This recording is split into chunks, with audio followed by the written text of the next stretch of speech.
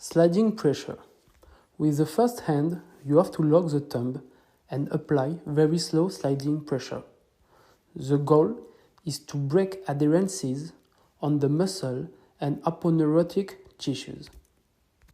Kneading.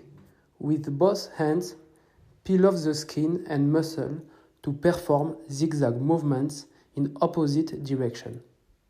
The goal is to restore tissues mobility. Friction.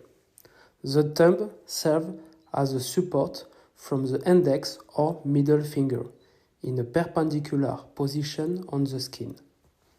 The goal is to gradually penetrate deep by performing ellipsoidal movements.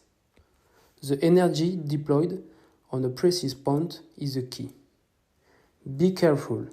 It is not the pad of the finger that move, but the tissues underneath. This maneuver is used to break nodules and other induration. Vibration can be practiced with the tips of the finger or with the whole hand. Vibration calms nerve excitability. Effleurage. The hand should slide gently over the surface of the skin.